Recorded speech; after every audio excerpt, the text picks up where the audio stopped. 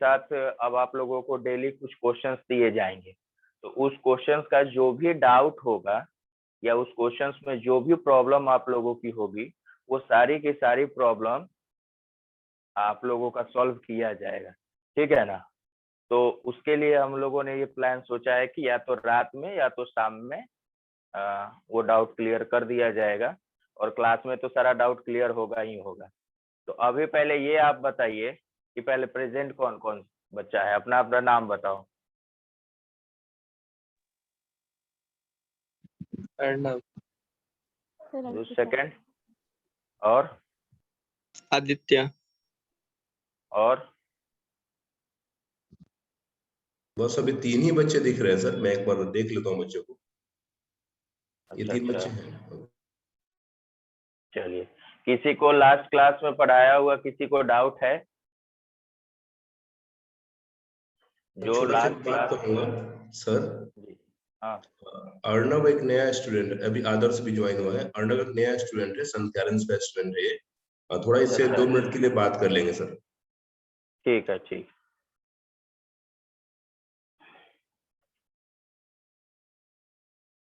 बाकी जो 3 बच्चे प्रेजेंट हैं उनको लास्ट क्लास में जो न्यूमेरिकल सॉल्व कराए थे, किसी को उसमें किसी भी तरीके का कोई प्रॉब्लम है? सर वो पेंडुलम वाला क्वेश्चन एक बार बता दीजिएगा। हाँ, पेंडुलम वाला बता दे रहे हैं। और किसी को कोई प्रॉब्लम?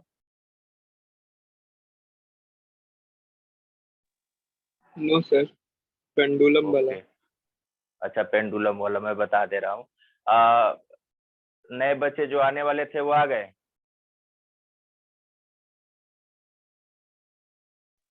हाँ सर, अर्णव है साथ में। अच्छा, अर्णव आ गया। Arnav yes sir. कैसे हो बाबू?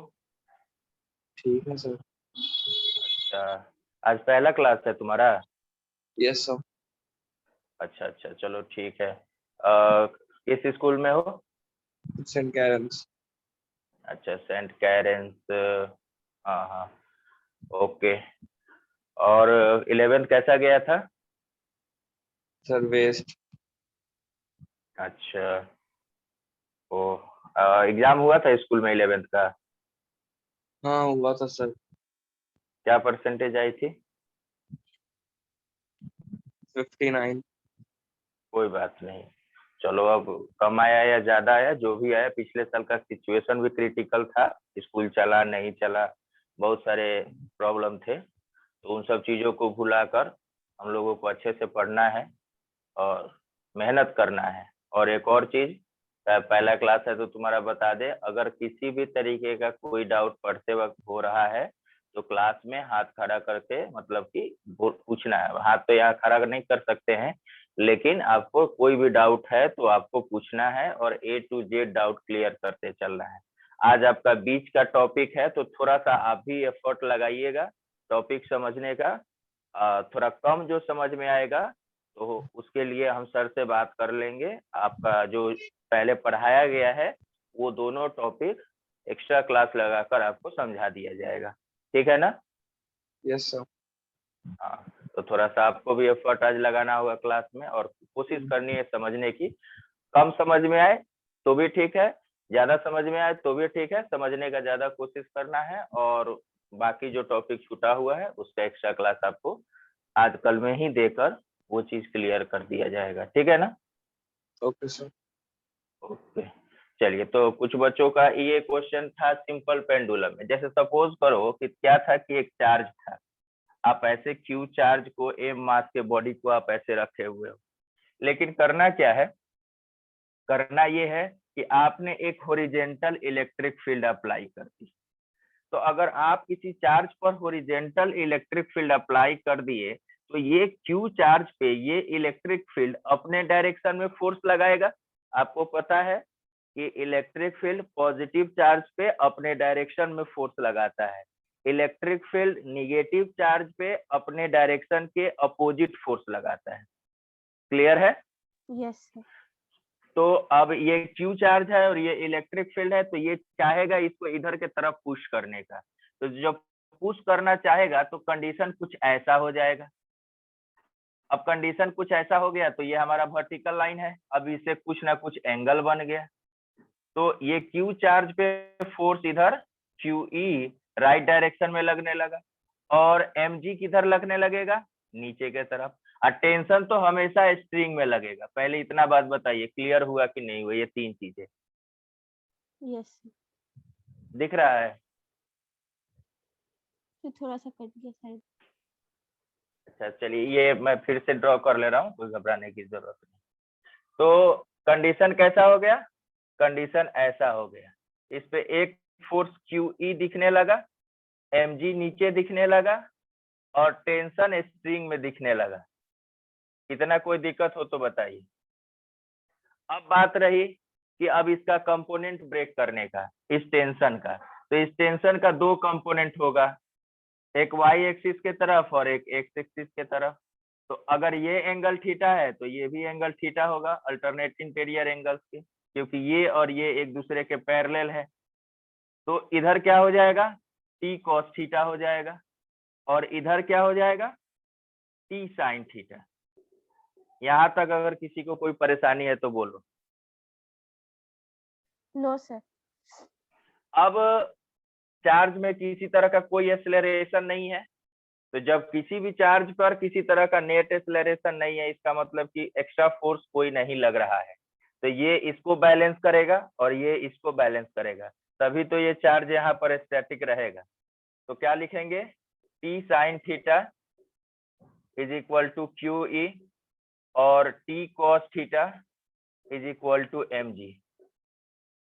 फर्स्ट को सेकंड से डिवाइड कर देंगे तो हमें मिल जाएगा tan theta is equal to QE upon mg। अब देखिए ना, आपका बहुत सारा डेटा गिवन रहेगा, या चार्ज का वैल्यू गिवन रहेगा, मास गिवन रहेगा, इलेक्ट्रिक फील्ड गिवन रहेगा, तो tan थीटा निकल जाएगा। यस tan थीटा निकल जाएगा, तो इसके हेल्प से हम लोग सीखे हुए हैं कि sin थीटा और cos थीटा कैसे फाइंड आउट करेंगे, वो फाइंड कर लेंगे और किसी भी एक इक्वेशन में sin थीटा का ही वैल्यू निकाल के यहाँ पुट कर देंगे तो हमें टेंशन भी मिल जाएगा। ऐसे क्वेश्चन में क्या पूछा जाता है, ऐसे क्वेश्चन में पूछा जाता है कि वर्टिकल से कितना एंगल बना है या स्ट्रिंग में कितना टेंशन जनरेट हुआ है। क्लियर है? Yes sir. किसी भी बच्चा को कोई भी प्रॉब्लम है? No sir. चलिए अच्छी बात है। और जो इक्वेशन वाला एक दो क्वेश्चन बताए थे उसमें किसी तरह का कोई दिक्कत तो नहीं था ना, कि जिसमें चार्ज को एक्सेलरेट किया गया था और उसमें टाइम या डिस्टेंस या लेंथ कुछ भी पूछने की बात की थी। तो अब हम लोग क्या करेंगे, अब हम लोग एक छोटा सा टॉपिक पढ़ेंगे और उसके बाद पूरे क्लास में न्यूमेरिकल चलेगा। पहला टॉपिक है हमारा electric field intensity, electric field intensity due to a point charge at distance r from it। अभी तक के क्लास सर थोड़ा सा स्क्रीन कट रहा है सर, थोड़ा सा कैमरा को एडजस्ट करेंगे सर। हाँ सर अब सही है सर, बिल्कुल सही है। हाँ सर सही है। हाँ ओके सर। हाँ, तो electric field intensity due to a point charge at distance r from it. अभी तक जो हम लोगों ने इलेक्ट्रिक फील्ड के बारे में पढ़ा था, तो हमने सिर्फ इतना बोला था कि भाई एक चार्ज है, एक चार्ज को हम लोग रखेंगे तो चार्ज के रखने के कारण अपने चारों तरफ वो एक फील्ड जनरेट कर देगा और उस फील्ड में अगर किसी दूसरे चार्ज पार्टिकल को ले जाकर रखते हैं तो वो फील्ड उस चार्ज पार्टिकल पे क्या करेगा, फोर्स एक्सर्ट करेगा। लेकिन अब हमारा टॉपिक थोड़ा सा चेंज हो गया है। सपोज करिए कि यहाँ पर एक पॉइंट चार्ज Q रखा हुआ है, इससे r डिस्टेंस पे एक पॉइंट है, उस पॉइंट पे इस चार्ज के वजह से इलेक्ट्रिक फील्ड का स्ट्रेंथ कितना होगा ये फाइंड आउट करना है। सबसे पहले ये बताइए टॉपिक क्लियर हुआ कि नहीं। एक पॉइंट चार्ज Q होगा, उसके वजह से r डिस्टेंस पे इलेक्ट्रिक फील्ड की स्ट्रेंथ कितनी होगी ये हमें फाइंड आउट करना है। टॉपिक क्लियर है? Yes sir. Yes sir. Suppose करिए कि ये O पॉइंट है जहाँ पे Q चार्ज रखा हुआ है, इससे R डिस्टेंस पे पॉइंट P है जहां पर हमें electric field intensity find out करना है। तो हमने बताया था कि इलेक्ट्रिक फील्ड इंटेंसिटी मतलब इलेक्ट्रिक फील्ड का स्ट्रेंथ पता करने के लिए हमें एक स्मॉल टेस्ट चार्ज की जरूरत पड़ेगी और देखेंगे कि उस टेस्ट चार्ज पर कितना फोर्स लग रहा है, वही इलेक्ट्रिक फील्ड इंटेंसिटी होगा। याद है, इलेक्ट्रिक फील्ड का स्ट्रेंथ फाइंड आउट करने के लिए हमें एक स्मॉल टेस्ट चार्ज की जरूरत होगी। उस टेस्ट चार्ज को लाकर P पॉइंट पे रखेंगे और देखेंगे कि कितना फोर्स उस पे अप्लाई हो रहा है, वही क्या कहलाएगा, इलेक्ट्रिक फील्ड इंटेंसिटी। कोई दिक्कत? No sir. तो यहाँ पे हम एक test charge, small test charge Q0 को रख दिए। तो अकॉर्डिंग टू डिफिनीशन हमारा क्या है, E equal to F by Q0, अगर आपको याद हो तो F की वैल्यू क्या होगी, दो पॉइंट चार्ज के बीच में फोर्स कितना लगता है, K Q0 upon R square और अपॉन Q0। तो Q0 से Q0 क्या हो जाएगा, कैंसिल आउट हो जाएगा। तो इलेक्ट्रिक फील्ड की वैल्यू कितनी आ गई, K Q by R square due to a point charge. पहले इतना बताइए, अभी लिखना नहीं है, पहले ये बताइए समझ में आया कि नहीं आया।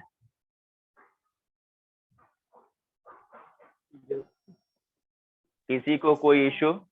No sir. हमें इस P पॉइंट No, sir, पर स्ट्रेंथ जानना था, तो हमने क्या किया, इस P पॉइंट पे एक test charge, small test charge लाकर रख दिया। स्मॉल क्यों रखा, ताकि अगर मैं लार्ज रखता तो ये इसके द्वारा फील्ड जो क्रिएट होता उसके डिस्ट्रीब्यूशन को डिस्टर्ब करता और एक्चुअल वैल्यू हमें पता नहीं चल पाता।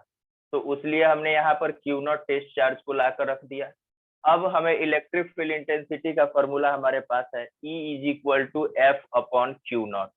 यहाँ पर कोई और भी चार्ज आप रख सकते थे, आप Q रख सकते थे, Q2 रख सकते थे, कुछ भी रख सकते थे, लेकिन हम लोग टेस्ट चार्ज अपने से लाकर रखे। तो फोर्स कितना लगा, K Q Q0 by R square upon Q0। Q0 से Q0 क्या हो गया, कैंसल आउट हो गया। तो E इक्वल टू आ गया K Q by R square, और आपको पता है K की वैल्यू वही है 9 इंटू 10 की पावर 9। क्लियर है? टेस्ट चार्ज हम लोग अपने से लाए थे स्ट्रेंथ फाइंड आउट करने के लिए, और जब उसकी वैल्यू हम लोगों ने पुट की तो वो अपने आप क्या हो गया, कैंसिल आउट भी हो गया। कोई दिक्कत? no, sir. चलिए लिखिए, ये पहले हेडिंग डाल लीजिए और 2-3 लाइन लिख लीजिए, फिर ये ड्रॉ कर लीजिएगा या स्क्रीनशॉट ले लीजिएगा। लिखिए, consider a point charge, consider a point charge Q is situated at, consider a point charge Q is situated at point O, situated at point O, full stop. There is a point P, there is a point P at distance R, there is a point P at distance R from the O, from the O, where electric field intensity is to be determined, where electric field intensity is to be determined.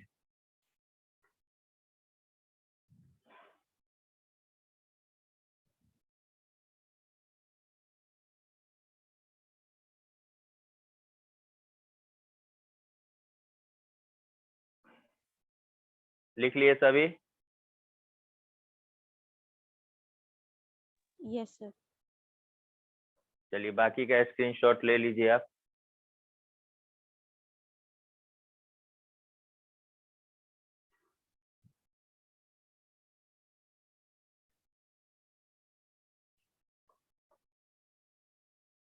आगे बढ़ा जाए।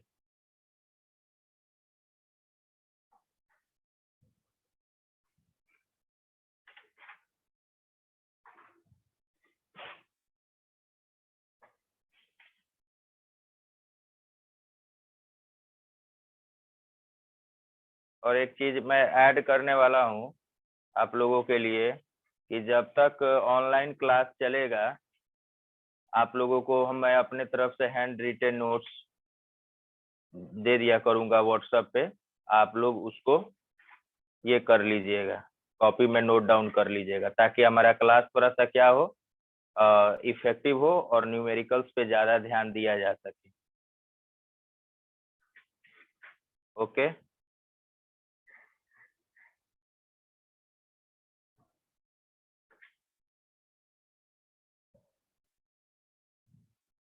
कोई दिक्कत? No sir. अब देखिए ऐसा होगा कि मैं आप लोगों को पहले बता दे रहा हूँ कि हमारा प्लान कैसा होगा।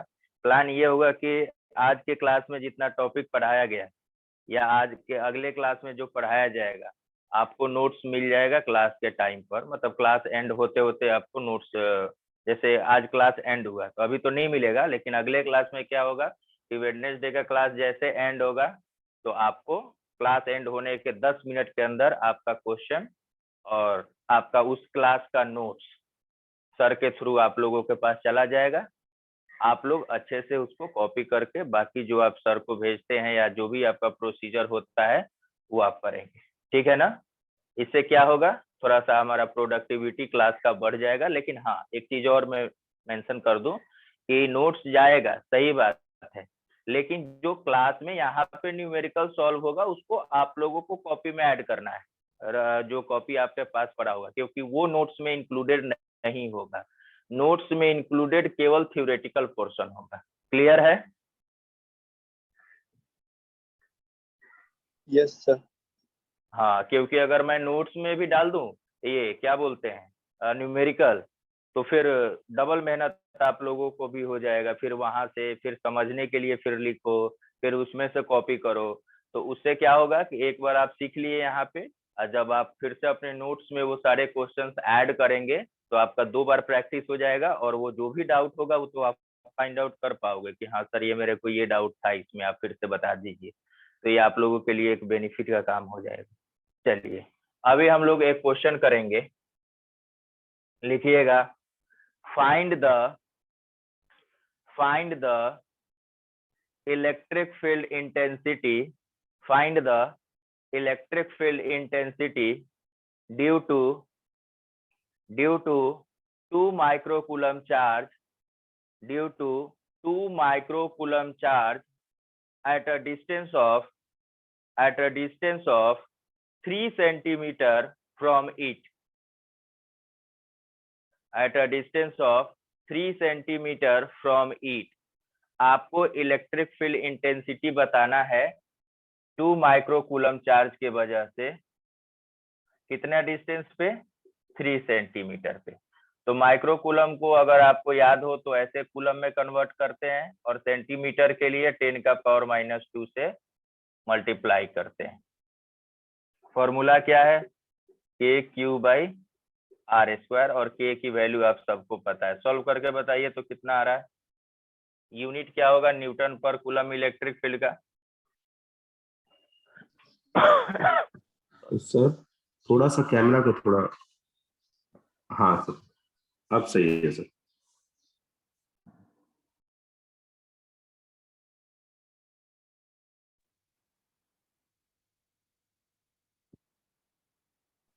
टू इंटू 10⁻⁷ न्यूटन पर कूलम, 2 × 10⁻⁷ न्यूटन पर कूलम। सभी का इतना ही है? Yes sir. यस बाकी बच्चे जो प्रेजेंट हैं सभी को बोलना है क्लास में, क्योंकि आप जब तक मेरे साथ कन्वर्सेशन नहीं करोगे आपको समझ में उतना नहीं आएगा। तो क्लास में एक्टिव रहना है और जो भी डाउट हो, छोटा से छोटा बड़ा से बड़ा डाउट, अच्छा कुछ बच्चों को लगता हो कि नहीं मैं क्लास में नहीं पूछ सकता या पूछ सकती, तो उनके लिए जो डाउट क्लास वगैरह लगेगा उसमें भी वो पूछ सकते हैं, लेकिन ज्यादा कोशिश करना है कि अभी सारा डाउट क्लियर हो जाए। तो एक बार मैं वैल्यू पुट कर देता हूँ, 9 × 10⁻⁹, Q के जगह पे 2 × 10⁻⁻6 और R के जगह पे 3 × 10⁻⁻² का स्क्वायर। तो आपका हो गया 9 इंटू 10 का पावर 9 सॉरी 2 इंटू 10 का पावर -6 और 9 इंटू 10 का पावर -4। तो 9 से 9 कैंसल आउट हो जाएगा, ये -4 ऊपर जाएगा तो प्लस हो जाएगा, तो 9 और 4 13 और 13 में से 6 जाएगा तो 7। तो 2 इंटू 10 का पावर 7 न्यूटन पर कूलम। ठीक है ना अर्णव, समझ में आया कि नहीं आया तुम्हें? Yes sir. कोई प्रॉब्लम तो नहीं हो रही है ना आपको? No sir. ओके, चलिए एक और क्वेश्चन करते हैं, लेकिन उसका थोड़ा सा टाइप अलग रहेगा। टाइप क्या अलग रहेगा कि सर ऐसा करते हैं कि 2 पॉइंट आप दे दीजिए, P और Q। नहीं, P Q तो चार्ज में नहीं आ जाएगा। A और B आप पॉइंट दे दीजिए, यहाँ पे आप रख दीजिए 2 माइक्रोकूलम और यहाँ पे आप रख दीजिए 3 माइक्रोकूलम, और इन दोनों को ज्वाइन कर दीजिए। कर दिए, इन दोनों के बीच का सेपरेशन है 6 सेंटीमीटर, बता दिए।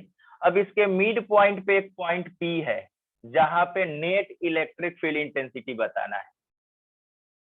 A और B पॉइंट पे 2 माइक्रोकूलम चार्ज और 3 माइक्रोकूलम चार्ज को हमने प्लेस कर दिया है। एक P मिड पॉइंट है, इन दोनों क्या AB का मिड पॉइंट P है, जहां पे electric field intensity, net electric field intensity बताना है, और इन दोनों के बीच का सेपरेशन कितना है 6 सेंटीमीटर। क्वेश्चन समझ में आया? Yes sir. चलिए सर तो थोड़ा ट्राई करिए। सर 10 का क्या? पावर 7 न्यूटन पर कूलम होगा ए डायरेक्शन में, मतलब कि ए के तरफ। 10 का पावर 7 7। एक, वेरी गुड। जो बच्चा और बाकी बच्चे भी बताएं।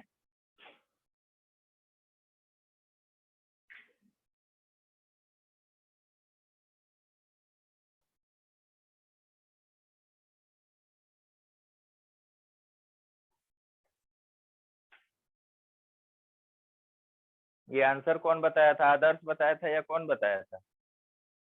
सर हम अर्णव। नाम? अच्छा अर्णव। Arnav, very good Arnav. कैसे करेंगे? इसका सेंटीमीटर कितना हो गया बाबू? 3 सेंटीमीटर। ये कितना हो गया? 3 सेंटीमीटर। अब कहोगे कि सर आपने बताया था कि पॉजिटिव चार्ज से इलेक्ट्रिक फील्ड का जो डायरेक्शन होता है वो अवे होता है, तो ये 2 माइक्रोकूलम चार्ज के वजह से इस पॉइंट पे इलेक्ट्रिक फील्ड का डायरेक्शन इधर होगा। 3 माइक्रोकूलम चार्ज की वजह से इस P पॉइंट पे इलेक्ट्रिक फील्ड का डायरेक्शन इधर होगा। बोलिए इतना क्लियर हुआ या नहीं सभी को? Yes sir. अब आपको पता है कि सर ने बताया था कि इलेक्ट्रिक फील्ड इंटेंसिटी जो होता है वो वेक्टर क्वांटिटी होता है, और जब दो वेक्टर एक दूसरे के अपोजिट हो तो उसे ऐड करते हैं या सब्ट्रैक्ट करते हैं? सब्ट्रैक्ट। जब सब्ट्रैक्ट करते हैं। जब नेट वेक्टर निकालना होगा तो क्या करेंगे? सब्ट्रैक्ट करेंगे। अच्छा, थोड़ा सा आइडिया तो लग रहा होगा कि E2 बड़ा होगा या E1 बड़ा होगा, कुछ तो आइडिया लग रहा होगा। तो आप बोलोगे कि सर देखने से लग रहा है कि यहाँ 3 माइक्रोकूलम चार्ज है, डिस्टेंस तो दोनों का ठीक है, लेकिन यहाँ पे चार्ज की वैल्यू ज्यादा है, तो आई होप कि E2 ज्यादा हो E1 से। ऐसा कुछ इमेजिन तो कर ही सकते हैं। Yes sir.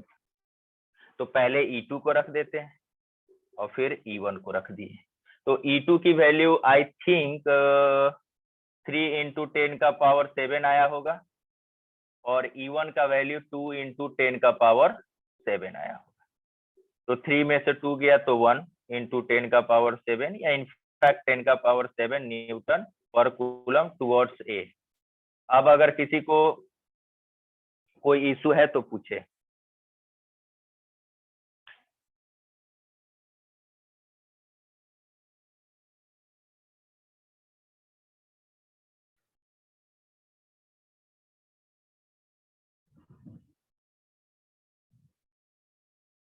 किसी को कोई दिक्कत है?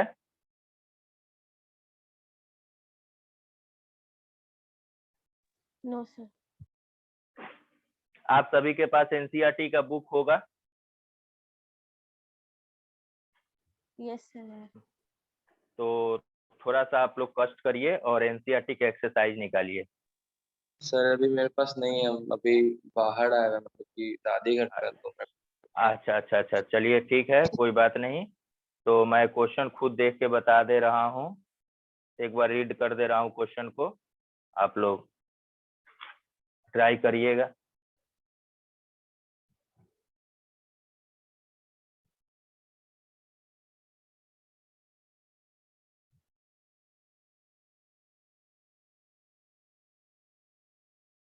लिखिए 2 point charges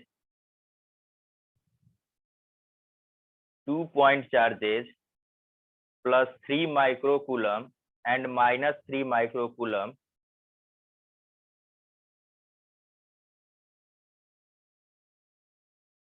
+3 microcoulomb and -3 microcoulomb are located 20 centimetre apart in vacuum. जिनके पास बुक है वो 1.8 देखेंगे एक्सरसाइज का, जो नहीं है उनके लिए मैं बोल रहा हूँ। 2 point charges +3 microcoulomb and -3 microcoulomb are located 20 centimetre apart in vacuum, full stop. Find the electric field at the midpoint O of the line AB joining the two charges. Find the electric field at the midpoint O of the line AB joining the two charges. Full stop. इसका second part है, if a negative test charge of magnitude 1.5 into 10 का power -9 coulomb is placed at the center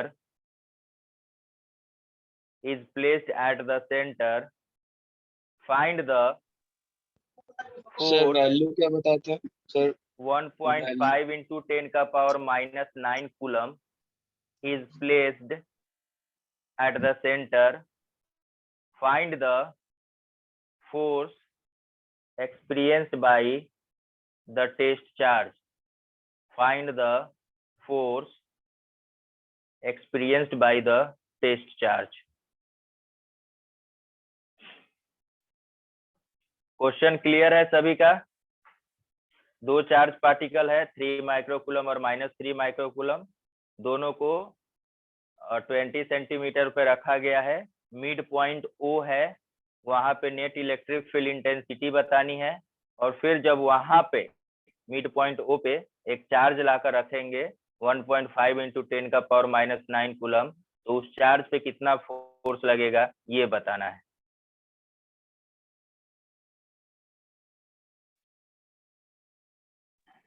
sir A part का answer होगा 5.4 into 10 का power 6 towards the negative charge. एक चीज फिर से बताइए, चार्ज की वैल्यू आपने कितना रखा है? सॉरी सर चार्ज का वैल्यू 3 और -3 है ना? यस सर, सर 3 रखे हैं। 3 रखे हो, ठीक है, एक के वजह से, और फिर आपने 2 से ऐड कर दिया, यही ना? Yes sir. मल्टीप्लाई। तो आपका हाँ आई थिंक आप एक बार फिर से चेक करो, 10 सेंटीमीटर डिस्टेंस होगा, हाँ 10 सेंटीमीटर डिस्टेंस होगा, तो उसको मीटर में आप कन्वर्ट करोगे तो 0.1 मीटर। 0.1 मीटर, बहुत बढ़िया। लेकिन एक बात मुझे समझाइए आप, सिर्फ छोटा सा बात है कि यस आपका 5 क्यों आ रहा है? 5 सर के अलावा भी कुछ? सर 5.4 आया है, 5.4। वेरी गुड, हाँ 5.4 आएगा, बहुत अच्छा। हाँ और सेकंड पार्ट का आंसर क्या आएगा? सर वो एक सेकंड कैलकुलेट करना। करो। बाकी के बच्चे कर रहे हैं क्या? क्या किसी को परेशानी हो रही है? ये 3 माइक्रोकूलम है, ये -3 माइक्रोकूलम है, इन दोनों को ज्वाइन करेंगे ए पे और बी पे, वो हमारा मिड पॉइंट है। ये 10 सेंटीमीटर, ये 10 सेंटीमीटर। आप बताओ, पॉजिटिव चार्ज की वजह से इलेक्ट्रिक फील्ड इधर और निगेटिव चार्ज की वजह से भी इलेक्ट्रिक फील्ड इधर, दोनों सेम डायरेक्शन में हो गया, तो नेट इलेक्ट्रिक फील्ड कितना हो जाएगा? E1 plus E2। बोलो हाँ या ना। बाकी के बच्चे सहमत है कि नहीं इस बात से, अग्री करते हो या नहीं?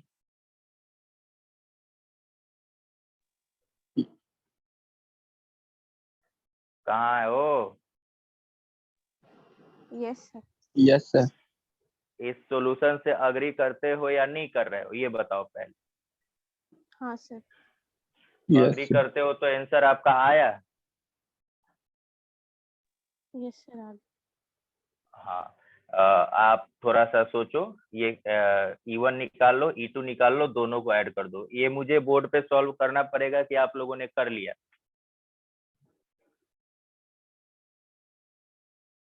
सर कर लिया। किसी को कोई दिक्कत?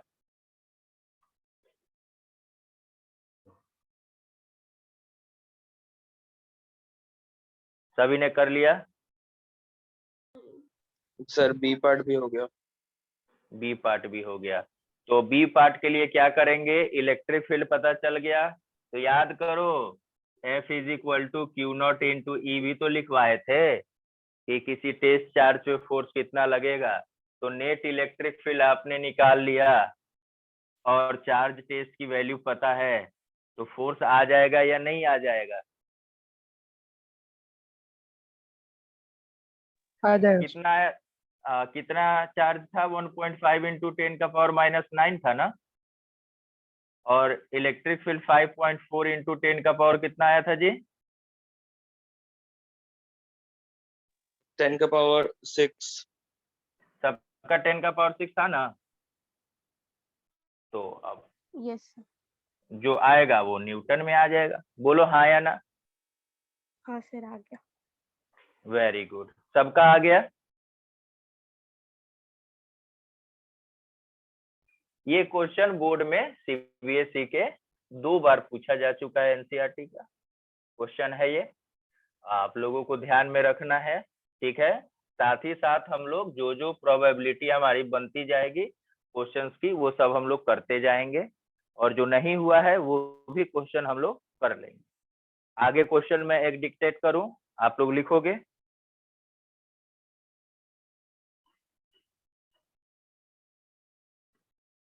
बोलो। Yes sir. Yes sir. लिखिए, 2 point charges plus 4 microcoulomb and plus 1 microcoulomb, 2 point charges plus 4 microcoulomb and plus 1 microcoulomb are separated by a distance of 2 meter in air. 2 point charges plus 4 microcoulomb and plus 1 microcoulomb are separated by a distance of 2 meter in air, full stop. Find the point on the line joining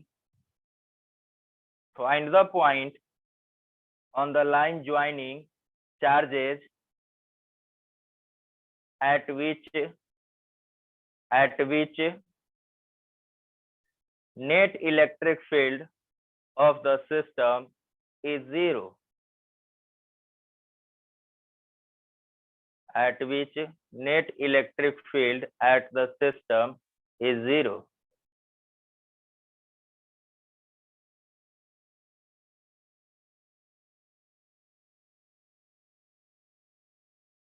बताइए, question clear है? 2 charges है, 4 microcoulomb and 1 microcoulomb, दोनों को separate किया गया है 2 metre, already distance metre में दिया हुआ है। आपको इन दोनों के लाइन ज्वाइनिंग में एक पॉइंट फाइंड आउट करना है जहां पे नेट इलेक्ट्रिक फील्ड इंटेंसिटी 0 हो जाए।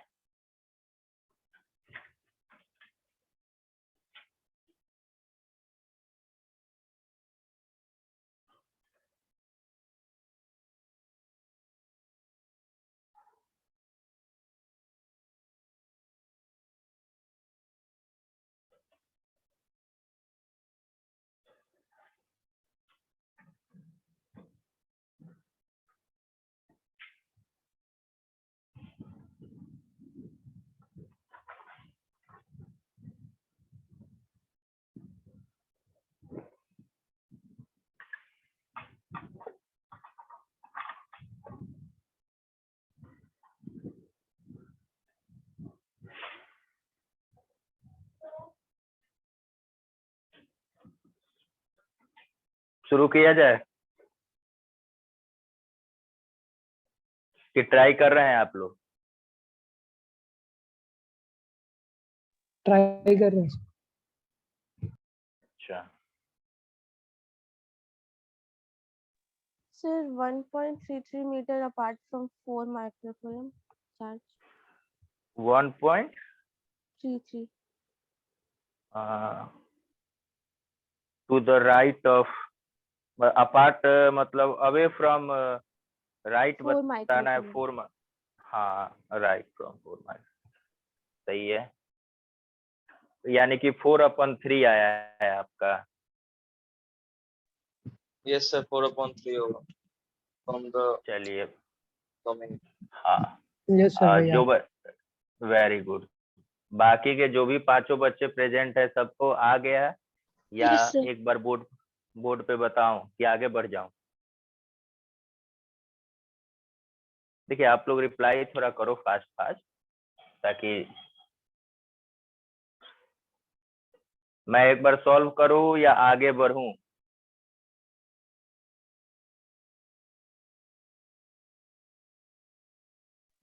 यस सर, आ गया।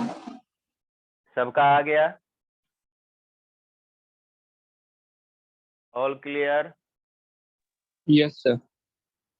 Very good.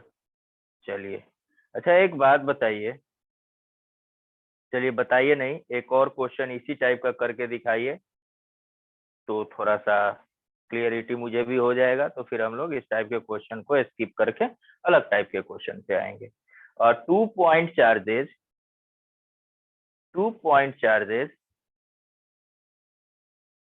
of +16 microcoulomb, 2 point charges of +16 microcoulomb and -9 microcoulomb are placed 8 centimeter apart. +16 microcoulomb and -9 microcoulomb are placed 8 centimeter apart. Determine the point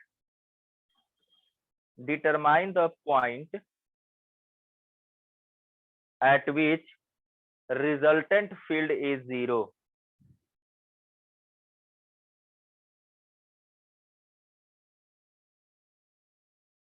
Resultant electric field is 0. Clear है question? Yes, sir. एक बार question repeat कीजिए ना। अच्छा okay, कोई बात नहीं। 2 point charges of +16 microcoulomb and -9 microcoulomb are placed 8 centimeter apart in air. Determine the point at which resultant field is 0.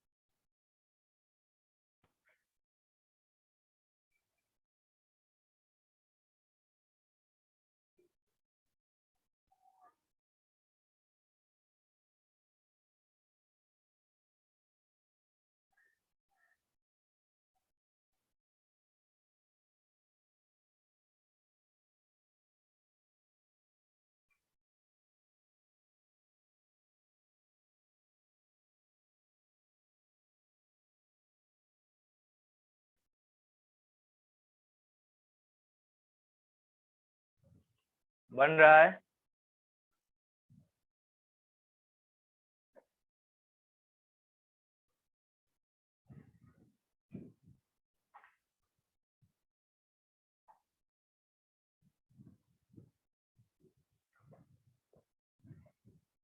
Sir 24 आ रहे हैं।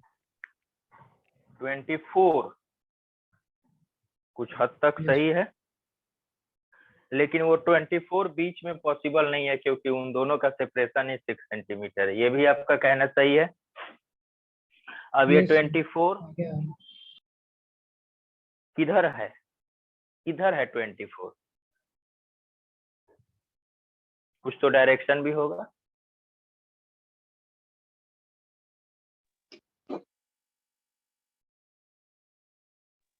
सर बी के पीछे, तो कि ए से 24 सेंटीमीटर है। ए से मतलब 16 20 माइक्रोकूलम से हाँ 24 सेंटीमीटर, मतलब कि बी से 16 और आगे। आप क्लियर हो? मेरे को तो लग रहा है कि जो 24 आंसर आएगा वो -9 माइक्रोकूलम से राइट में आएगा। Yes sir. एक बार जो बच्चों का भी इधर उधर हो रहा है, 24 तो आंसर सही है, लेकिन जिनका थोड़ा सा एक बार आप थिंक कर लो, सोच लो, फिर हम लोग करेंगे।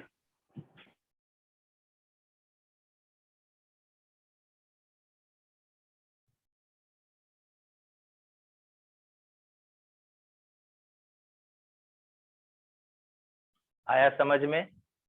देखो बाबू, यहाँ 16 माइक्रोकूलम है और यहाँ पे -9 माइक्रोकूलम, ठीक है। आप लोगों ने वैल्यू सही फाइंड आउट कर लिया है। एक दो बच्चों का कोई प्रॉब्लम है तो वो देख लेते। बीच में तो कभी जीरो हो ही नहीं सकता है, इसलिए जीरो नहीं हो सकता है कि नेट इलेक्ट्रिक फील्ड का डायरेक्शन एक तरफ हो जाएगा। अगर पॉजिटिव से निकालते हैं तो इधर ही और निगेटिव का भी इधर ही। जब दो वेक्टर क्वांटिटी सेम डायरेक्शन में हो तो और ऐड करें तो जीरो होना मुश्किल है। तो थोड़ा सा देखना पड़ेगा, इधर रखे या इधर रखे। तो ये 16 माइक्रोकूलम चार्ज है और ये -9 है, तो इधर रखने का कोई बेनिफिट नहीं होगा क्योंकि इसकी स्ट्रेंथ ज्यादा होगी और इसकी स्ट्रेंथ कम होगी। तो इधर रख के देख लेते हैं। तो अगर यहाँ से हमने x रख लिया तो यहाँ से क्या हो जाएगा, 6 + x हो जाएगा। यही किए हैं आप लोग ना?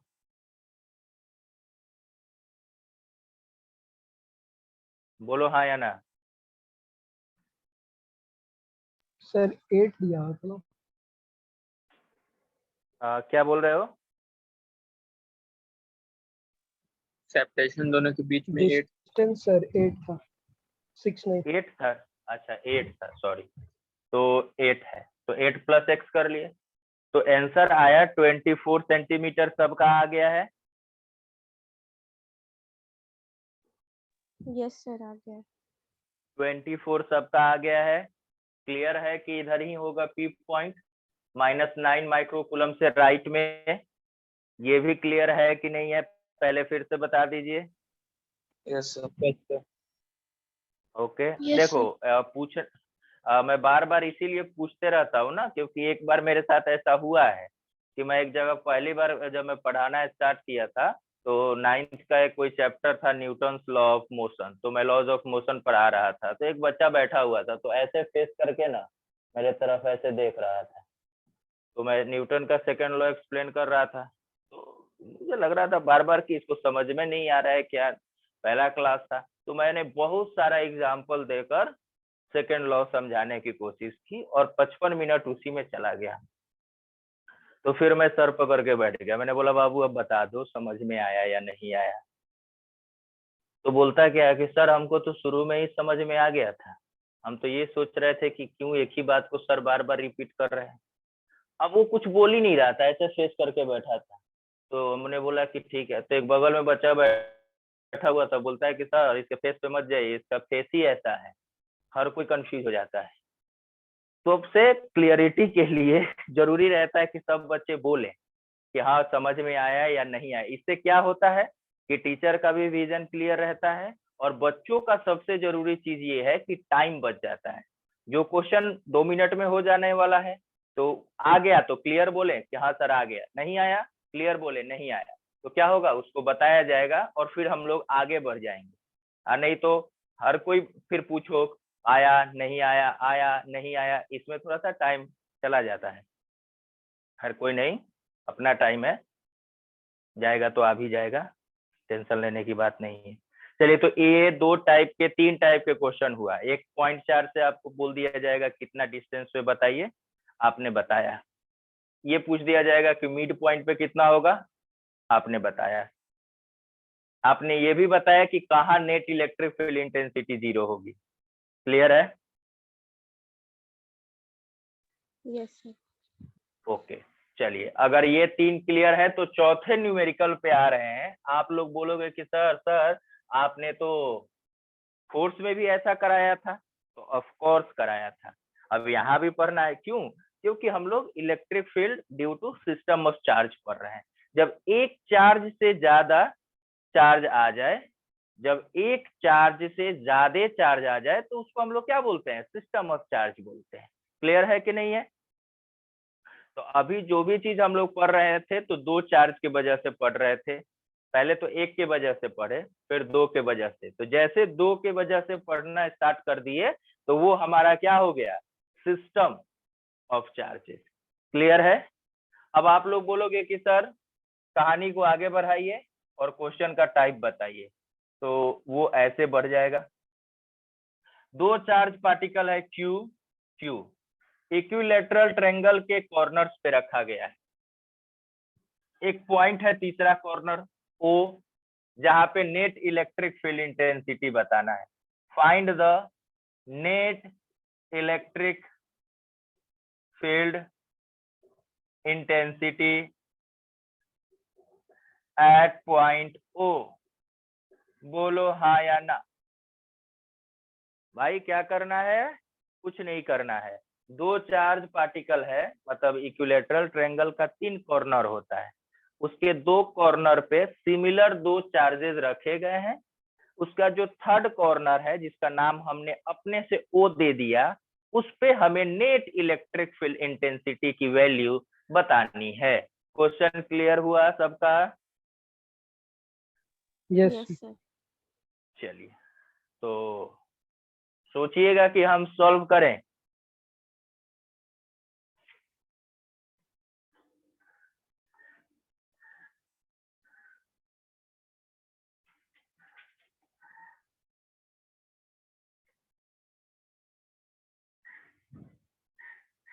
बोला जाए, आप सॉल्व कर रहे हो या मैं करूं?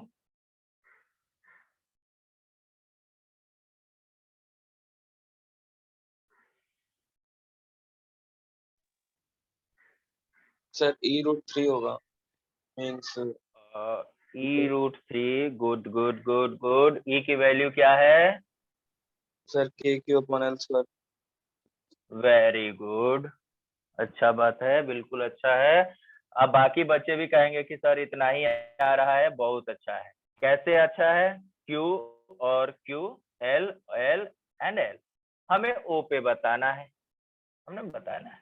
अब आप बोलोगे कि सर ये चार्ज पॉजिटिव है, इसके वजह से O पे जो इलेक्ट्रिक फील्ड का डायरेक्शन होगा वो होगा अवे। बोलो हाँ या ना, इधर के तरफ। सहमत हो या नहीं? अग्री करते हो या नहीं? क्यू चार्ज के वजह से इस पॉइंट पे इलेक्ट्रिक फील्ड का डायरेक्शन इधर होगा। हमें पता है, क्या पता है?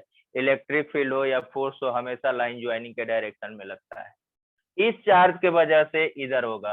अब आप लोगों के मन में एक बात आ रही होगी कि सर 2 वेक्टर क्वांटिटी अलग अलग डायरेक्शन में हो गया और हमें पता भी नहीं चल रहा है कि इसमें ऐड होगा या सब्ट्रैक्ट होगा। तो ऐसे कंडीशन में क्लास 11th में आप पढ़े होंगे वेक्टर, तो रिजल्टेंट निकलेगा ई रिजल्टेंट होगा किसका? E1 और E2 का। आपको याद हो कि मैंने बताया था F1 और F2 का जब मैग्नीट्यूड सेम होता है तो नेट F की वैल्यू मैंने बताई थी, याद आ रहा है?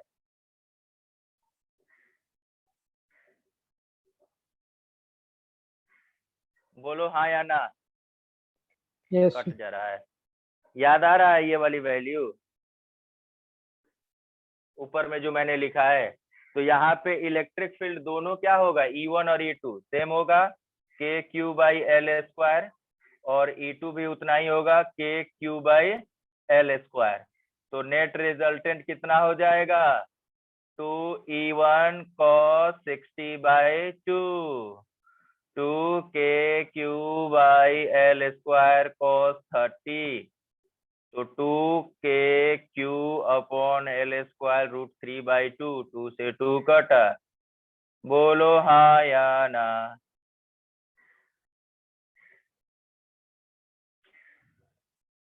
क्लियर हुआ या नहीं? यस सर हो गया। सबका क्लियर हो गया?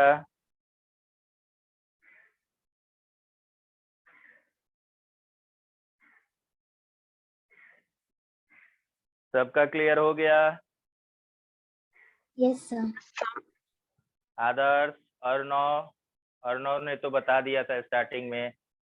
और भी बाकी जो 2-3 विद्यार्थी बचे उन सबका क्लियर हो गया? तो ये तो हमारा एक जनरल वैल्यू था कि कुछ भी इसका मतलब हो सकता है, लेकिन आप लोग जिद कर रहे हो कि क्या कि सर एक काम करते हैं ना, ये तो बहुत आसान आपने कर दिया, इसको तो कोई भी बता देगा, थोड़ा सा हम लोगों से कैलकुलेशन कराइए। ठीक है भाई, करा लेते हैं कैलकुलेशन तुम लोगों से। पहले ये बता दो सबका क्लियर है? इरेज करें।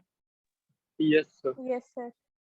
ओके, तो आप लोग बोल रहे हो, जिद कर रहे हो कि नहीं नहीं नहीं हमको एक क्वेश्चन दीजिए अलग से जिसको हम लोग खुद से सॉल्व करना चाहेंगे, जिसमें E1 और E2 की वैल्यू सेम ना हो। मैंने बोला कोई बात नहीं, ले लीजिए। 3 माइक्रोकूलम 4 माइक्रोकूलम और सेंटीमीटर कितना है 3 सेंटीमीटर साइड है इक्विलेटरल ट्रायंगल का। ओ पॉइंट है, आपको नेट इलेक्ट्रिक फील्ड बताना है E net at O. Clear है?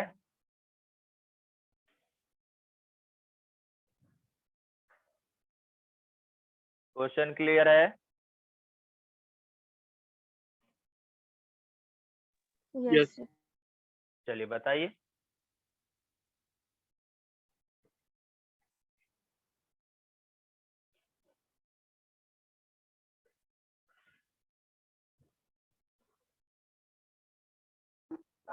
Thirteen microcoulomb 13 microcoulomb.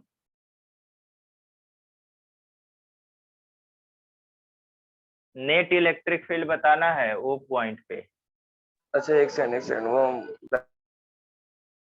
नहीं नहीं, जल्दीबाजी में नहीं, जल्दीबाजी में काम गड़बड़ हो जाता है, थोड़ा सा टाइम लेके बताओ।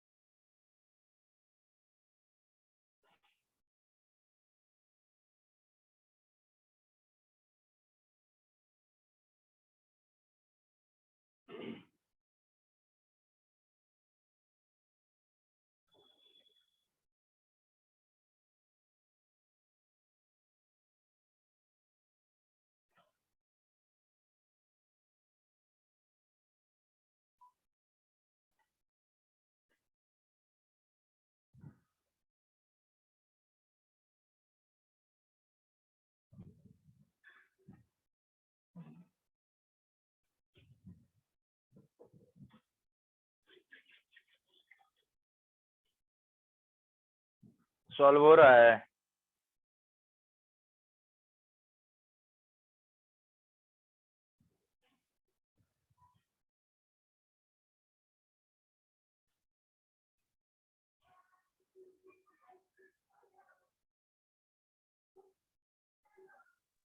वन 1.3 into 10 का पावर 7 1.3 into 10 का पावर 7 सबका आ रहा है सेम?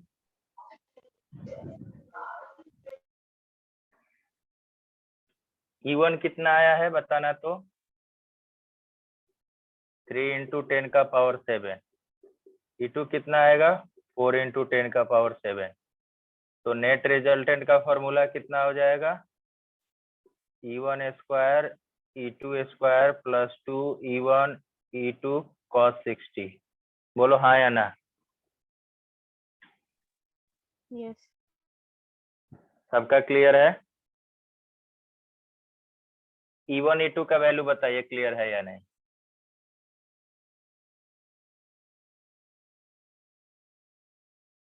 बोलो। Yes sir.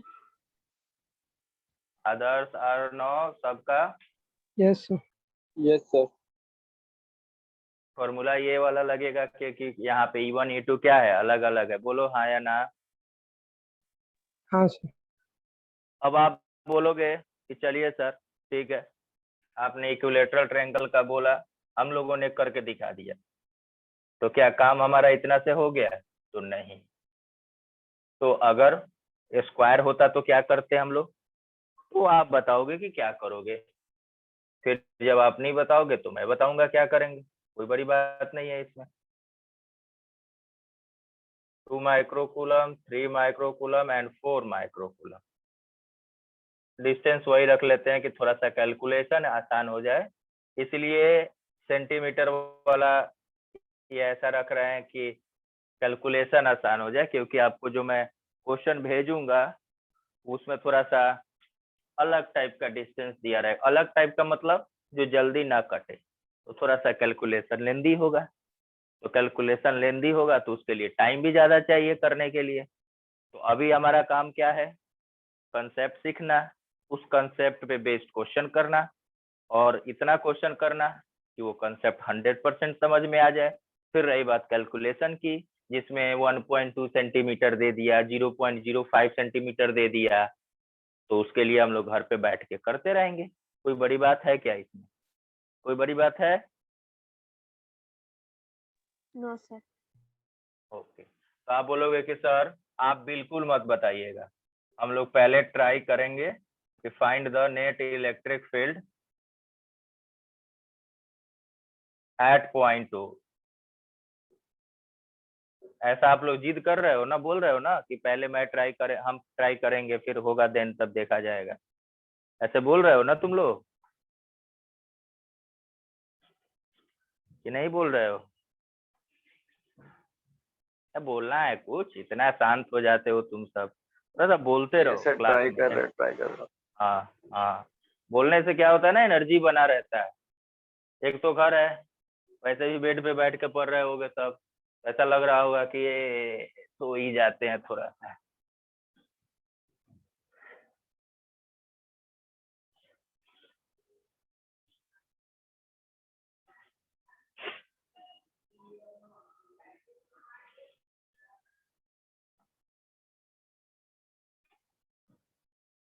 स्कूल वाला स्कैम नहीं करना है कि ऑन कर 6 देते हैं into 10 का कैमरा पावर सो जाए। 7 आ रहा है।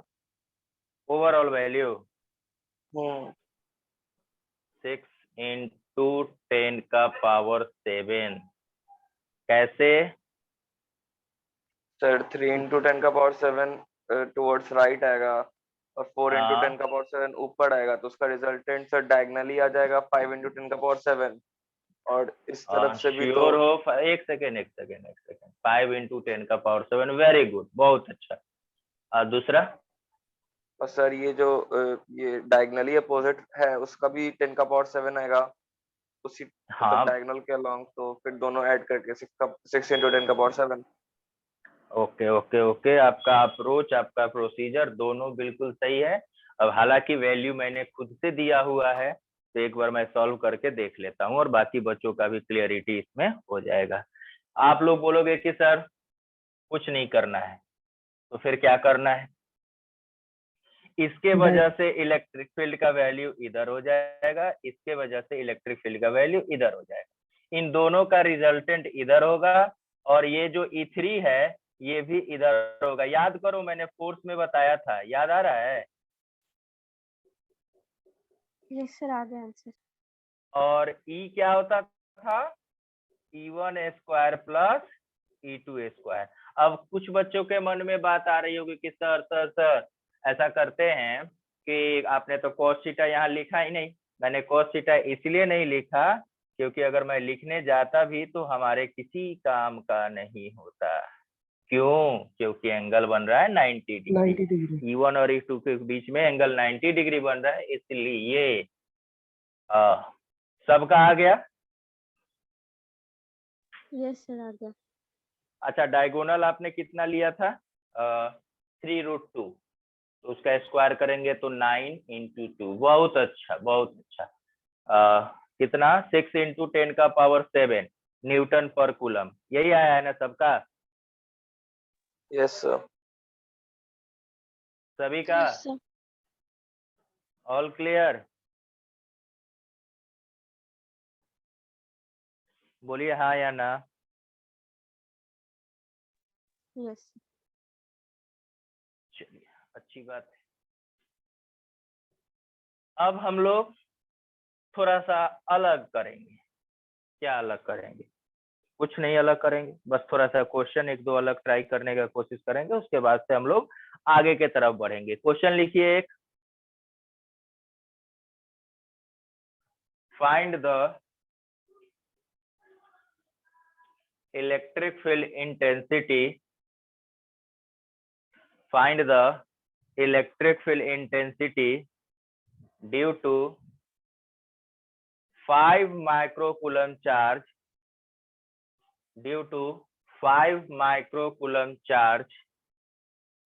at a distance of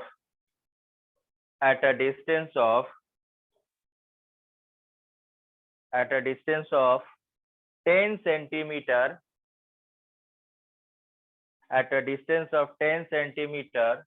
in a medium।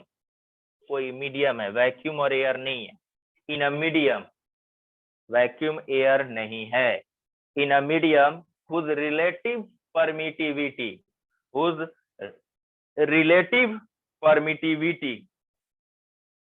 is 5। आपको एक ऐसे मीडियम में इलेक्ट्रिक फील्ड इंटेंसिटी बताना है जिसकी रिलेटिव परमिटिविटी 5 है।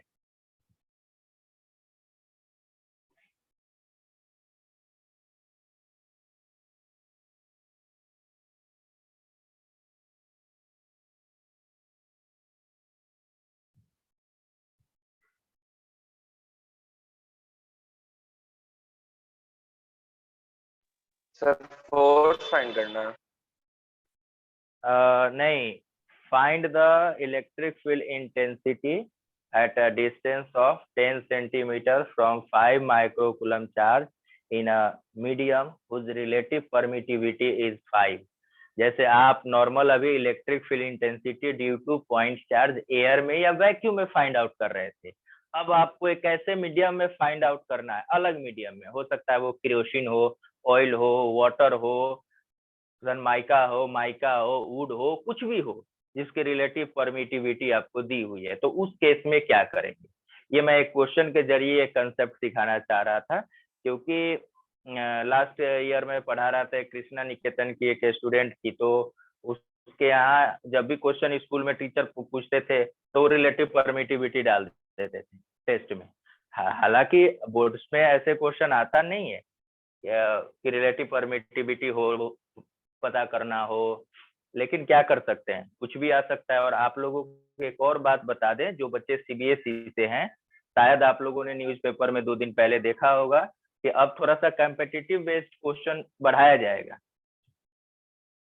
थोड़ा सा थ्योरी वाले पोर्शन को कट करके, यानी कि जो हमारा थ्योरेटिकल क्वेश्चन पोर्शन आ रहा था उसमें से थोड़ा सा कुछ कट करके कॉम्पिटिटिव कंसेप्चुअल क्वेश्चंस थोड़े से पूछे जाएंगे। तो हमें न्यूमेरिकल पे भी विशेष ध्यान देना है। ये बिल्कुल नहीं सोचना है, चाहे जो बच्चे बिहार बोर्ड से हैं तो ये बिल्कुल ना सोचे कि नहीं यार वहां तो बहुत इजी न्यूमेरिकल आ जाता है, इतना टफ करने की क्या जरूरत है। आप 12th के अलावा भी तो कुछ सोचे होंगे लाइफ में, मुझे इस कंपटीशन का प्रिपरेशन करना है, हमको मेडिकल के फील्ड में जाना है, या मुझे जेई के फील्ड में जाना है, या मुझे कुछ करना है। तो अगर फिजिक्स उसमें आ रहा है तो अपने आप को सिंक्रोनाइज नहीं करना है कि मतलब अपने आप को दबा के नहीं रखना है कि चलो यार काम हो गया ना, देखेंगे बाद में, नहीं, अभी आपको सीखना है। फिर जैसे जैसे आप सीखते जाओगे आपका लेवल अपने आप बढ़ते जाएगा, तो जो अभी आपको टफ लग रहा है वो आपको आसान लगने लगेगा। आप बोल रहे हो कि सर बता ही दीजिए, कुछ नहीं करना है। K Q by R square formula तो आप लोगों को सीखा है, सीखे है कि नहीं सीखे हैं? Yes sir. जो आएगा उसको रिलेटिव परमिटिविटी से डिवाइड कर देना है। वो मैं बता दे रहा हूँ कि क्यों, वो मैं बता दे रहा हूँ। जो आएगा उसको रिलेटिव परमिटिविटी से क्या कर देना है, डिवाइड कर देना है। पहले आप आंसर बता दो कितना आया, फिर मैं इसकी वैल्यू भी बता दूंगा कि क्यों ऐसा किया गया। 9 into 10 का पावर 5। वेरी गुड, 9 into 10 का पावर 5। सबका आया है 9 into 10 का पावर 5।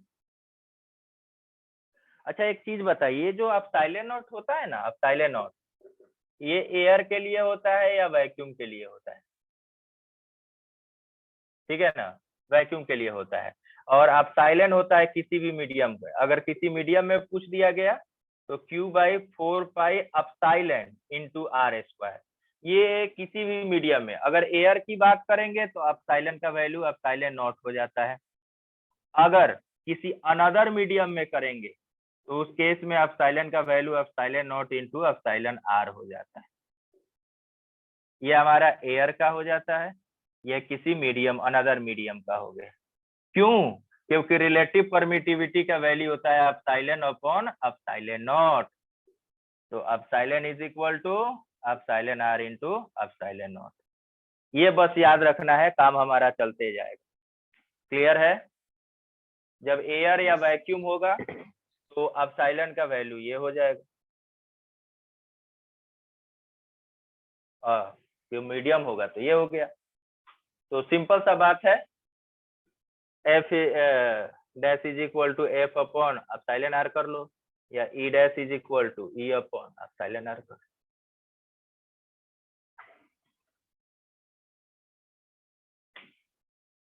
कोई दिक्कत? एक क्वेश्चन मैं अभी देने जा रहा हूँ और अब मैं होप करूंगा कि आप सभी बनाकर दिखाएं, मुझे अच्छा लगेगा। इसे मैं इरेज कर दूं?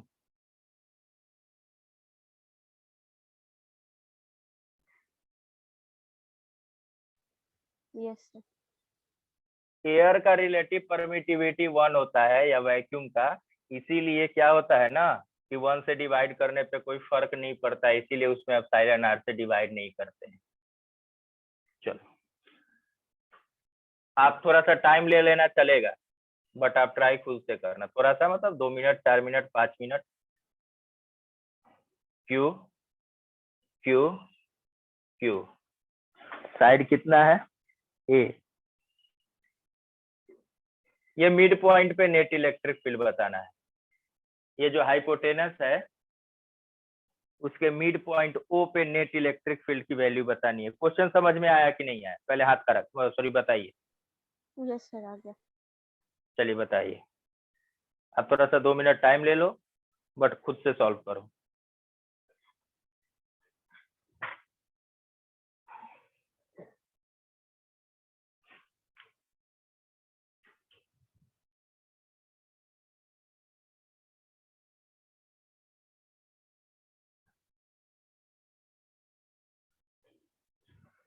इसका नाम दे देते हैं ए, इसका नाम बी और इसका नाम सी।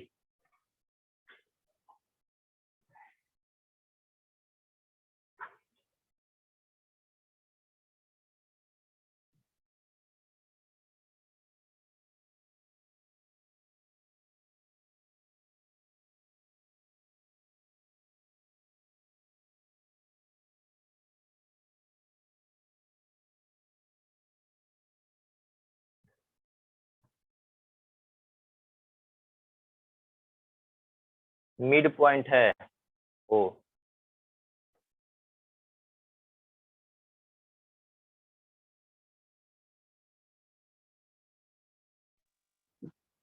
टू के क्यू अपॉन ए स्क्वायर। 2kq अपॉन ए स्क्वायर। वेरी गुड, बाकी के बच्चे भी बता दें।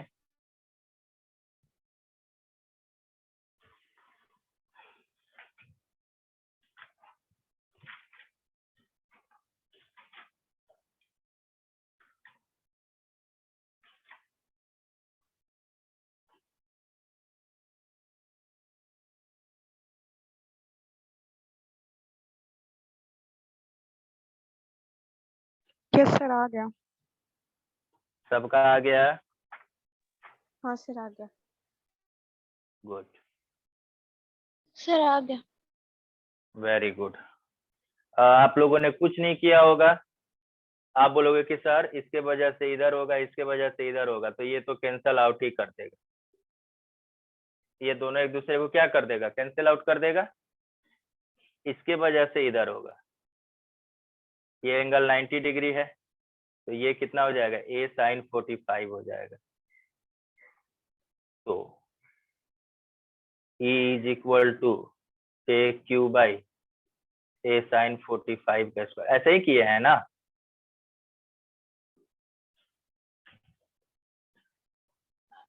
Yes sir. चलिए, सबका क्लियर हुआ। जब आज इस टॉपिक को एंड ही कर रहे हैं और अभी नया टॉपिक शुरू करने का टाइम भी नहीं है, तो 2 टाइप का क्वेश्चन और मुझे कहीं ऑब्जेक्टिव में दिखा था, तो सोच रहे हैं कि उसको कर लें। अच्छा, एक बात बताना, सिमिलर चार्ज डिस्ट्रीब्यूशन है Q Q Q Q, net electric field O पे बताना है, क्या आएगा? 0। 0। क्लियर है? 0 सब लोग क्लियर हो? हाँ, वेरी गुड। माइनस माइनस कर दे तो फिर भी 0। फिर भी 0, वेरी गुड। यानी कि अगर सिमिलर चार्ज डिस्ट्रीब्यूशन है बाउंड्री पे, तो सेंटर पे नेट इलेक्ट्रिक फील्ड की वैल्यू क्या होगी? 0। अब चलिए, अब बताइए, साइड ए है, अब बताइए।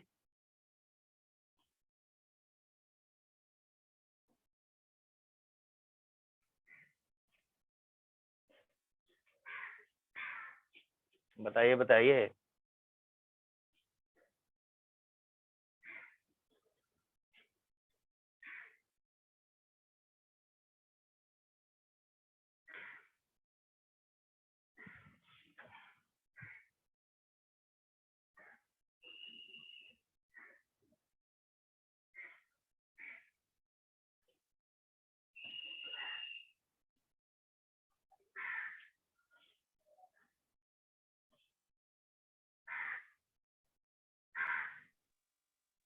Two root 2 into Q upon A square।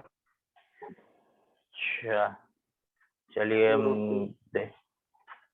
कितना बोले आप? Net 2√2 KQ by A square. Sure हो? Yes sir. एक बार फिर से चेक करना चाहोगे? क्योंकि मैं ये बोलना चाह रहा हूँ कि 4√2 KQ बाई A स्क्वायर होगा।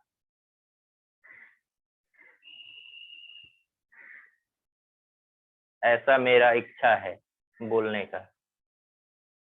थोड़ा सा एक बार चेक कर लो सब, क्या चला जाएगा।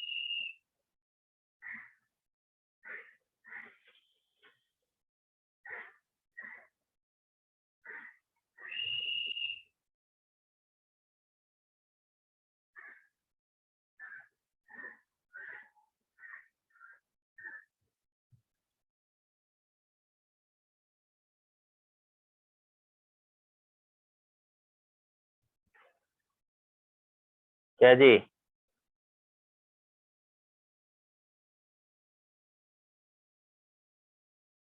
मिला कुछ जवाब?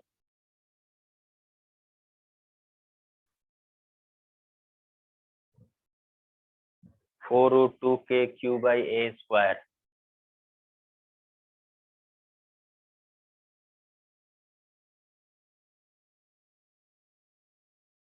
बोलो हाँ या ना।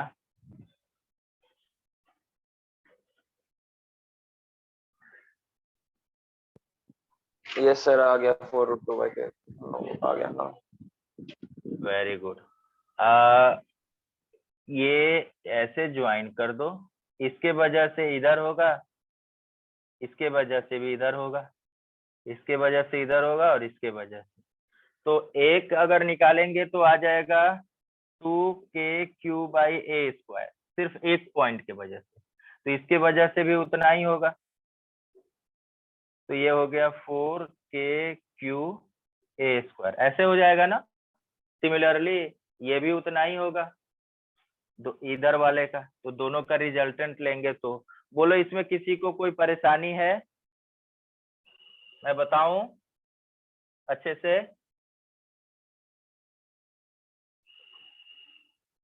बोलो।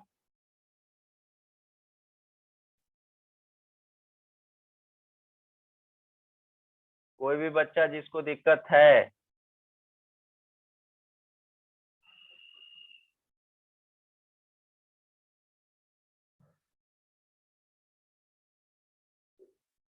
इसके वजह से E1 मान लेते हैं, इसके वजह से इधर हो गया E2, इसके वजह से इधर मान लेते हैं E3, और इसके वजह से इधर मान लेते हैं E4।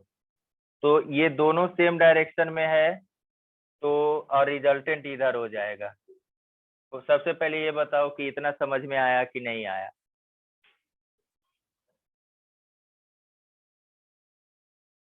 हेलो, आवाज जा रही है मेरी? Yes sir. Yes sir. बाकी बच्चे बोलो ये समझ में आया कि नहीं आया?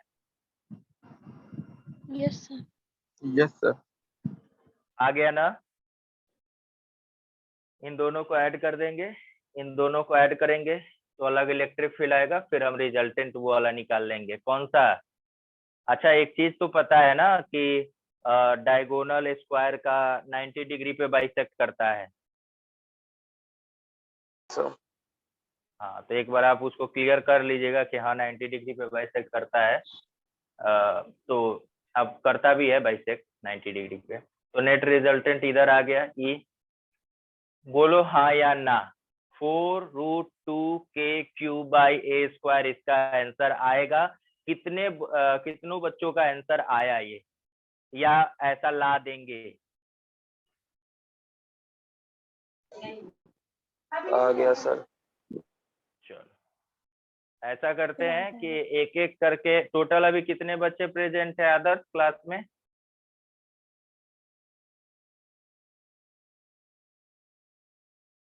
सात बच्चा। 7 बच्चा है। सातों बच्चा अपना अपना बोलो। आज के क्लास में जितना भी न्यूमेरिकल कराया गया वो पॉइंट चार्ज के वजह से R डिस्टेंस पे, किसी को कोई भी प्रॉब्लम इतने न्यूमेरिकल में है या नहीं?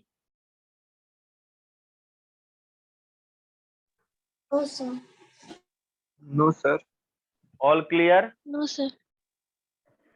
अच्छा, एक चीज बस, लालच बढ़ते जा रही है, एक कर लीजिए, क्योंकि शायद मैं जो क्वेश्चन भेजूंगा उसमें इस टाइप का क्वेश्चन मिले आप लोगों को। इक्विलैटरल ट्रायंगल ही है, लेकिन अभी तक क्या था? सब पॉजिटिव था, अब निगेटिव हो गया। ओ पे बताना है, तो इसका नेट इलेक्ट्रिक फील्ड बता दीजिए। तो ओ पे कितना होगा बस? Q। तो सीधा कर रहा है तो उल्टे हो जा रहा है, उल्टा कर रहा है तो उल्टे हो जा रहा है।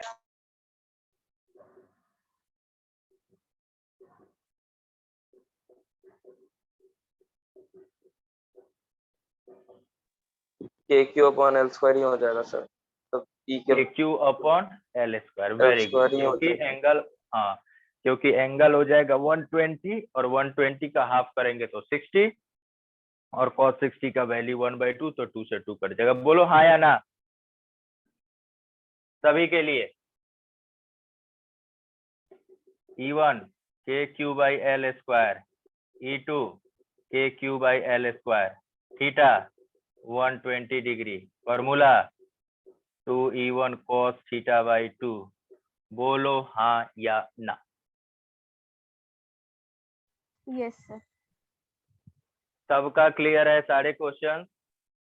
अच्छा, एक चीज मैं आप लोगों से और डिस्कस करना चाहता हूँ, वो उसके लिए आपको परेशान नहीं होना है। जो आपको मैंने नोट्स देने की बात की है कि वो आपका नोट्स बोर्ड वाला होगा, इसमें एनसीईआरटी के सारे टॉपिक्स कवर होंगे। कुछ ऐसा क्वेश्चन, हालांकि हम लोग प्रीवियस ईयर का क्वेश्चन हम लोग डिस्कस करेंगे क्लास में A to Z। किसी तरह का कोई प्रॉब्लम नहीं होगा। स्टेट बोर्ड का भी प्रॉब्लम क्लियर होगा, CBSE का भी प्रॉब्लम क्लियर होगा। थोड़ा सा टॉपिक 2-3 और पढ़ लें। तो रही बात नोट्स की, तो मैंने ये जो प्लान सोचा है कि आज जो आपका टॉपिक जैसे electric field due two point charge हुआ, तो मैं क्या करता, पहले इससे रिलेटेड जो नोट्स हैं वो आपको अब तक जो पढ़ाया गया वो तो मिलेगा ही। जैसे मान लो कि अगले क्लास में मैं कोई चैप्टर पढ़ा रहा हूँ इलेक्ट्रिक डायपोल, तो उस दिन आपको इलेक्ट्रिक डायपोल का प्रॉपर नोट्स मिल जाएगा क्लास के बाद। और बोर्ड पे जो हम सॉल्व करेंगे, जो थियरी सॉल्व करेंगे, आप लोगों को सीखना है और रफली एक बार उसको नोट डाउन या स्क्रीनशॉट कर लेना है, तो देखना है कि कैसे हुआ है, क्या हुआ है, सीखना है, उससे रिलेटेड आपको नोट्स मिल जाएगा। क्लियर है? तो आपका टोटल का टोटल कंसंट्रेशन किस पे रहेगा? समझने पे रहेगा, सीखने पे रहेगा, और थोड़ा फास्ट प्रोसेस चला जाएगा। और रही बात उससे रिलेटेड जो भी न्यूमेरिकल्स होंगे उससे रिलेटेड, वो सारे के सारे उसी दिन उसी क्लास में हम लोग डिस्कस कर लेंगे। तो फायदा क्या हुआ कि टॉपिक और न्यूमेरिकल दोनों एक दिन में कवर हो गए। चैप्टर जब एंड होगा तो एनसीईआरटी का इवन एग्जाम्पल भी नहीं छूटना चाहिए, एग्जाम्पल भी सारे होंगे, प्रीवियस ईयर के क्वेश्चंस भी टोटल होगा, जेई या नीट का जो ऑब्जेक्टिव क्वेश्चन आया हुआ है उसको भी हम लोग डिस्कस करेंगे। ओके, परेशान नहीं होना है, बस आप लोगों को क्लियर कट रहना है कि समझ में आया या नहीं आया। नहीं आया तो बोलना है मेरे से कि हाँ सर ये क्वेश्चन मेरे को समझ में नहीं आया, फिर से एक बार बता दीजिए, क्योंकि आफ्टर ऑल सॉल्यूशन मुझे ही निकालना है। तो अगर कोई प्रॉब्लम होता है तो बिना शर्माए हुए, बिना झिझके आपको मेरे से क्वेश्चन पूछना है। क्लियर है? जितने बच्चे प्रेजेंट हैं, क्या कहा मैंने? अगर आप लोग को लगता है कि नहीं सर आप यहाँ पे सॉल्व कर दीजिए, हम स्क्रीनशॉट लेके खुद से लिख लेंगे, तो ये भी चलेगा, मेरे को इसमें कोई परेशानी नहीं है। लेकिन मैं इसलिए बोल रहा था कि नोट्स में लिखूंगा, तो उसमें मैं कोशिश करूंगा कि एनसीईआरटी के भी कुछ लाइनें इंक्लूड कर दूं जो आपके एग्जाम के पर्पज से है। तो आप लोगों का चॉइस है, बताइए क्या करना है। बोलो, चला गया सब क्या जी? सर वही बेटर है, रिटर्न नोट्स। हाँ, बाकी बच्चे इससे सहमत हैं? Yes yes sir. Yes sir. चलो ठीक है, तो हम लोग मिलते हैं फिर अगले क्लास में, और क्वेश्चंस मैं भेज दे रहा हूँ ओके सर को। सर से तुम लोग अपना क्वेश्चन ले लेना, 10 क्वेश्चन के आसपास होगा, और आपको सॉल्व करके रखना है अगले क्लास के में डाउट के लिए। हो सकता है कि आप लोगों का एक अभी क्वेश्चन मैं फोर्स से भी दूं, जो पढ़ाया है उससे भी दूं, तो डाउट इकट्ठा होगा। तो कल आपका अगले क्लास से पहले, यानी कि परसों वेडनेसडे का जो क्लास है उससे पहले आधे घंटे का ही सही आपका एक एक्स्ट्रा क्लास लगेगा, जो अभी क्वेश्चन देंगे उसके डाउट का। क्लियर है? ताकि हमारा जो नया क्लास हो उसमें हम लोग फ्रेश नए टॉपिक के साथ आए। क्लियर? Yes sir. थोड़ा सा आप लोगों को भी सपोर्टिव होना पड़ेगा, सिचुएशन क्रिटिकल चल रहा है, ऑनलाइन ही क्लास है, तो ऑनलाइन में थोड़ा सा, एक तो वर्चुअली में प्रॉब्लम ये होता है कि हम लोग कभी पर्सनली इंटरेक्ट किए नहीं है एक दूसरे से, फेस बाय फेस बात नहीं किए हैं, तो एक कम्युनिकेशन गैप है। तो वो तभी इम्प्रूव होगा जब हम लोग फ्रैंकली एक दूसरे से क्वेश्चन पूछेंगे, जो प्रॉब्लम होगा डिस्कस करेंगे, देन जाके सब कुछ अच्छा होगा। ठीक है ना?